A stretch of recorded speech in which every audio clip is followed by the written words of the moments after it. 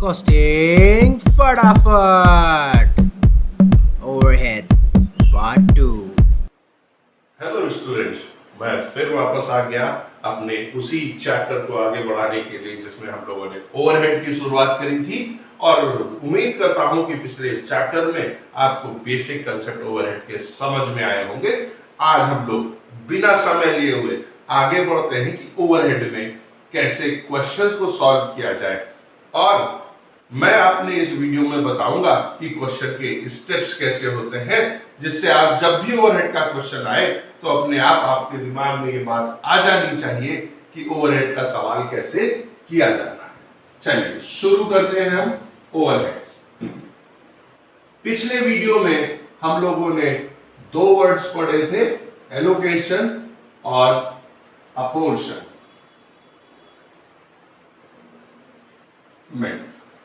अब एक छोटे से उसमें हम लोग समझाने की कोशिश करते हैं। मान लेते हैं एक फैक्ट्री है जिसमें 3 प्रोडक्शन डिपार्टमेंट है और 2 सर्विस डिपार्टमेंट है, P1, P2, P3। जो P से मैं डिनोट कर रहा हूं वो प्रोडक्शन डिपार्टमेंट है और जो S से डिनोट कर रहा हूं वो सर्विस डिपार्टमेंट है। हम लोग पहले भी पढ़ चुके हैं, मैं फिर बता दूं, सर्विस डिपार्टमेंट वो है जो मेन प्रोडक्शन डिपार्टमेंट को सर्विसेज प्रोवाइड करते हैं। जैसे किसी भी फैक्ट्री में जो यूटिलिटीज होती हैं वो सर्विसेज प्रोवाइड करती हैं। जैसे WTP प्लांट है, जैसे हमारा चिलिंग प्लांट है, जैसे हमारा बॉयलर को सर्विसेज देने के लिए प्लांट है। अगर इसको आसान शब्दों में समझे तो हमारे घर में जो खाना बन रहा है जिस गैस पर, वो प्रोडक्शन डिपार्टमेंट है। बट जो हमारे घर पर पानी भरने के लिए, पानी जो हम सब्जी में ऐड करते हैं या हम उस सब्जी को बनाने के लिए, यूटेंसिल साफ करने के लिए, यूटिलिटी जहां बर्तन साफ किए जाते हैं उसका इस्तेमाल करते हैं, जो लाइट्स हम ऑन करते हैं, जो हमको सर्विसेज, जो प्रोडक्शन को सपोर्ट सर्विसेज प्रोवाइड करते हैं, वो डिपार्टमेंट सर्विस डिपार्टमेंट है। अब मान ले एक लास्ट लेक्चर में हम लोगों ने पढ़ा था कि ये जो फैक्ट्री है उसके अंदर 5 डिपार्टमेंट है। तो पहली बात, वो फैक्ट्री रेंट पर है तो रेंट डिपार्टमेंट वाइज ओनर नहीं लेगा, रेंट हमसे वो फैक्ट्री का लेगा।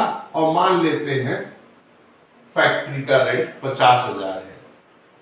अब इस रेंट को, चूंकि डिपार्टमेंट तो 5 यूज हो रहे हैं, तो इस रेंट को हमें 5 डिपार्टमेंट में अपोर्शन करना है। तो अपोर्शनमेंट करने के लिए हमने कहा किस बेसिस पर करें, तो एक कॉलम हमने बना दिया बेसिस का और हमने यहां लिख दिया एरिया।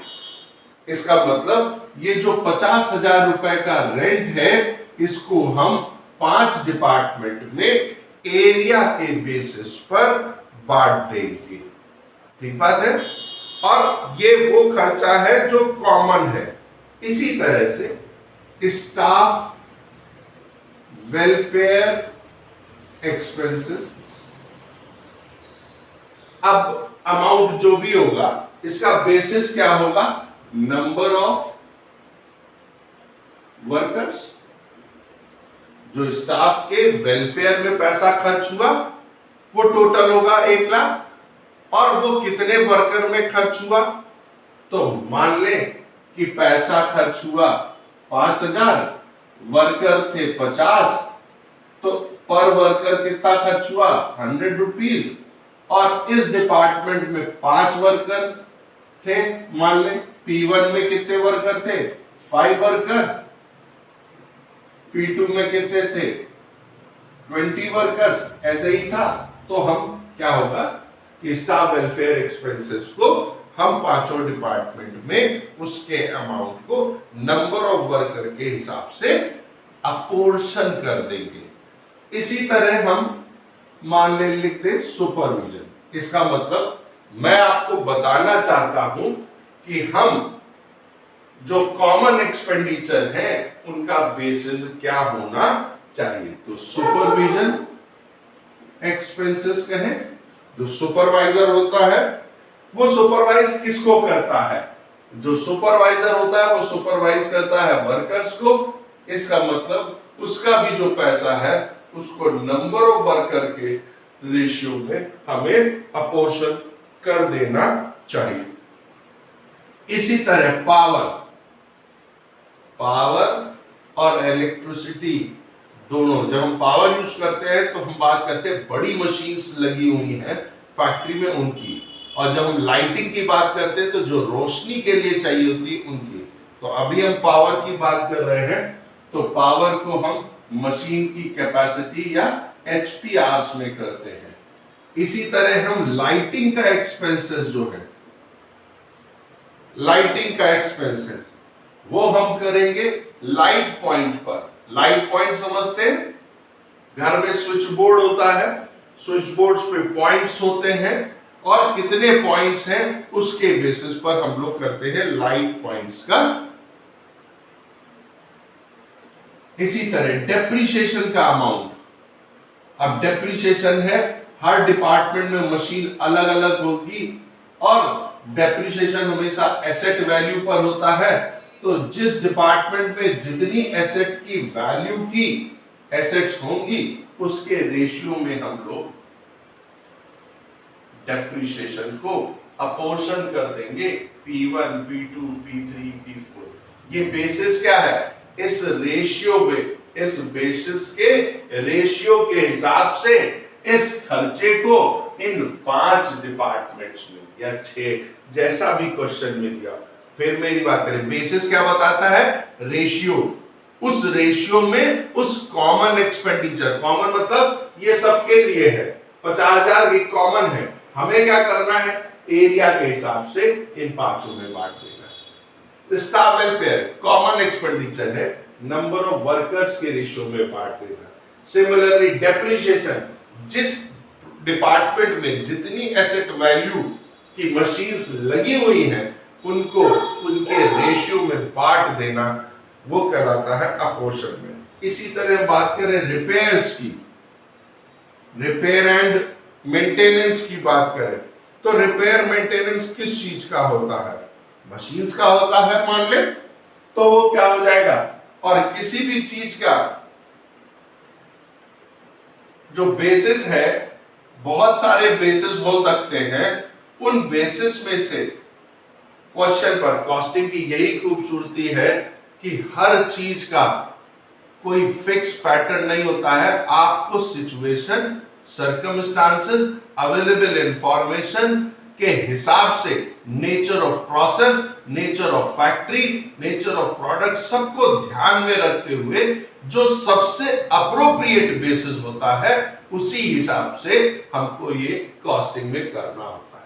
और इसीलिए मुझको कॉस्टिंग सब्जेक्ट सबसे ज्यादा पसंद है और मैं इसीलिए कॉस्टिंग फटाफट लेकर ये वीडियो की सीरीज लेकर आता हूं मैं, कि आप लोगों को आसान शब्दों में बताया जा सके।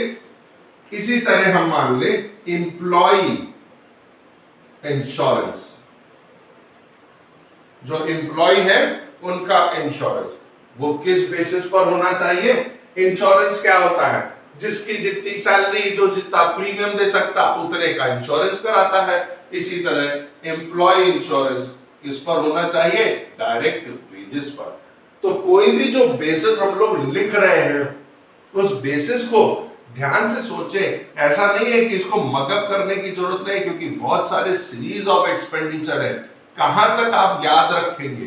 क्यों नहीं हम इसको आसान कंसेप्ट में समझ ले कि किसी भी एम्प्लॉय का इंश्योरेंस जब हम कराते हैं तो इंश्योरेंस का प्रीमियम देना होता है।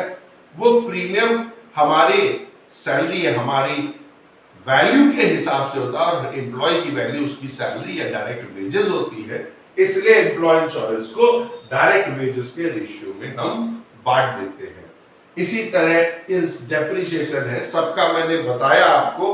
तो मेरा पर्पस है कि ये ध्यान रखें कि हमको मगअप कुछ नहीं करना है, हमको सब याद नहीं करना है, हमको समझने की कोशिश करनी है क्यों ऐसा किया गया। और अगर हम इस तरह से समझ लेंगे तो हमारी प्रॉब्लम आसान रहेगी। एग्जाम में जब अटेम्प्ट करते हैं तो मगज की चीज अगर एक बार सीरीज टूट गई तो हमको याद नहीं आती है ना। तो हमेशा चीजों को फटाक से कंसेप्चुअली रिलेट करें। तो इस तरह से ये हमने देखा कि किस तरह से ये बेसिस बनाए जाते हैं, और ये एक फॉर्मेट भी हो गया कि इसी स्टेटमेंट का, इसी फॉर्मेट का, इसी टेबल का हम नाम दे दें क्या, स्टेटमेंट। ये क्या है, एक स्टेटमेंट है। क्या दिखा रहा है, शोइंग। क्या दिखा रहा है, अपोर्शनमेंट, शोइंग अपोर्शनमेंट। किस चीज का, किस चीज का, ये सब क्या है, कॉमन एक्सपेंडिचर, जिसको हम लोग क्या बोलते हैं, ओवरहेड्स। तो क्या नाम हो गया, statement showing apportionment of overheads. अब आप कहेंगे सर हमको ये नहीं पता चलता है कि सवाल में कौन कौन सी इंफॉर्मेशन, ये याद नहीं करना है हमको। जो चीज ढूंढनी है क्वेश्चन में अगर नहीं दी गई तो उसका एक ढूंढने के लिए आप क्या करेंगे, वर्किंग नोट बनाएंगे, या आप उसको लिखेंगे तो उसका नाम लिख देंगे। ये क्या दिखाता है, ये अपोर्शनमेंट ऑफ ओवरहेड दिखाता है, तो हमने उसके आगे लिख दिया स्टेटमेंट शोइंग अपोर्शनमेंट। ये क्या दिखाता है, बेसिस दिखाता है। अगर केवल ये कॉलम हो और ये कॉलम हो तो क्या कहेंगे, statement showing basis of overheads.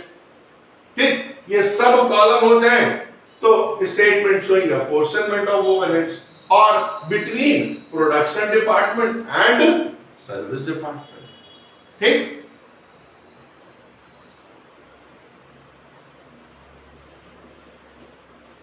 इसका मतलब मेरा पहला स्टेप, अब यहां से ध्यान देंगे, जब हमने यहां सारे खर्चे मान लीजिए बांट दिए, तो हर डिपार्टमेंट में बांटने के बाद जब टोटल करेंगे तो जितना टोटल एक्सपेंडिचर है अब हमको कैसे मिल जाएगा, डिपार्टमेंट वाइज मिल जाएगा। डिपार्टमेंट वाइज मिल जाएगा तो ये क्या हो जाएगा, अपोर्शनमेंट ऑफ ओवरहेड्स। ठीक, अब सर्विस डिपार्टमेंट से कोई पैसा चार्ज नहीं हो सकता। हम कोई प्रोडक्ट बेचें, मान लीजिए आप एक टेलीविजन खरीदने गए, टेलीविजन 20,000 रुपए का है, और उसने कहा कि सर्विस चार्जेस 1 साल बाद जब रिपेयर के होंगे तो, या हम 6 महीने बाद आएंगे तो 2,000 लेंगे। तो ज्यादातर आदमी का अभी टीवी खरीदो 2,000 रुपए की बाद में देखी जाएगी। तो कंपनी क्या करती है, उसी कॉस्ट में अपना पैसा सर्विस का जोड़ लेती है। अब उसने आपसे कहा कि जो टीवी है पहले 20 का था, गलत बताया, बोले टीवी 22,000 का है और 5 साल की गारंटी है रिपेयर की, हम फ्री ऑफ कॉस्ट आपको सर्विसेज प्रोवाइड करेंगे। तो सर्विस डिपार्टमेंट के कभी रेट्स नहीं होते हैं। इन सर्विस डिपार्टमेंट के खर्चों को हम प्रोडक्शन के रेट्स में चार्ज कर लेते हैं, प्रोडक्शन ओवरहेड में चार्ज कर लेते हैं। अब आप बोलेंगे सर हम चाहते क्या है, तो इस पूरे चैप्टर का सिर्फ और सिर्फ एक ऑब्जेक्टिव है, ओवरहेड रेट्स को कैलकुलेट करना। इस ओवरहेड रेट को हम लोग ब्लैंकेट रेट भी बोलते हैं, इस ओवरहेड रेट को हम लोग प्री डिटरमिन्ड रेट भी बोलते हैं।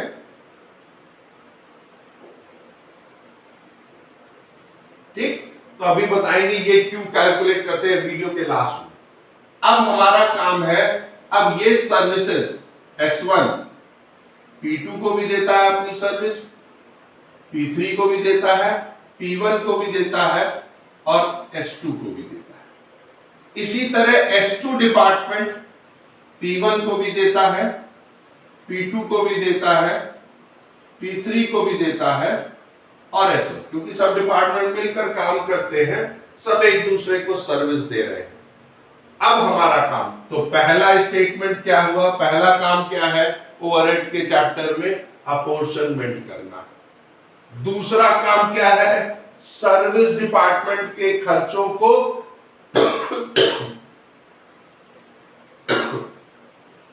सर्विस डिपार्टमेंट के खर्चों को प्रोडक्शन डिपार्टमेंट में भेजना, जिसको हम लोग बोलते हैं रीअपोर्शनमेंट of service department overheads.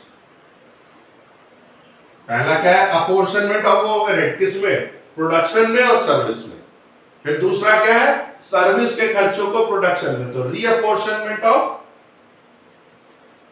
Service department overheads. ठीक, अब जब रीअपोर्शनमेंट हो जाएगा, इसका मतलब सर्विस डिपार्टमेंट के खर्चे निकाल कर हम प्रोडक्शन में भेज देंगे। कैसे भेजेंगे, इसके लिए इंतजार करें, नेक्स्ट वीडियो में बताऊंगा कौन से मेथड्स और क्यों होते हैं। तो सारे खर्चे शिफ्ट होकर कहां आ जाएंगे, प्रोडक्शन डिपार्टमेंट में। इसका मतलब रीअपोर्शनमेंट ऑफ सर्विस डिपार्टमेंट ओवरहेड कहां चले जाएंगे, प्रोडक्शन डिपार्टमेंट। ठीक, इसका मतलब हमको दो काम करने हैं। जब भी कोई हमसे पूछेगा ओवरहेड रेट कैलकुलेट करो, ब्लैंकेट रेट कैलकुलेट करो या प्री डिटरमाइंड रेट कैलकुलेट करो, और क्वेश्चन में कॉमन एक्सपेंडिचर्स दे रखे होंगे, तो हमारा पहला काम होगा, सवाल से पता चल जाएगा कि सर्विस डिपार्टमेंट और प्रोडक्शन डिपार्टमेंट है, तो पहले कॉमन एक्सपेंडिचर को अपोर्शन करेंगे, फिर सर्विस डिपार्टमेंट के खर्चों को रीअपोर्शनमेंट करेंगे, कहां पहुंच जाएंगे, प्रोडक्शन में। अब ओवरहेड रेट का फॉर्मूला क्या होना चाहिए, बिल्कुल सिंपल, कि टोटल ओवरहेड कितने हैं और डिपार्टमेंट ने कितने आवर्स काम किया। सिंपल, उसमें अभी समझे कि ओवरहेड रेट क्या होगा, टोटल ओवरहेड कितने और कितना काम किया।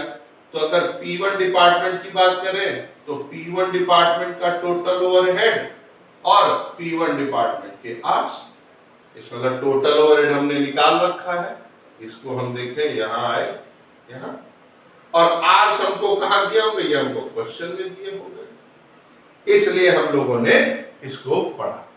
अब इस रीअपोर्शनमेंट के मेथड्स कि किन मेथड्स पर हम करते हैं, पहला रिपीटेड डिस्ट्रीब्यूशन मेथड,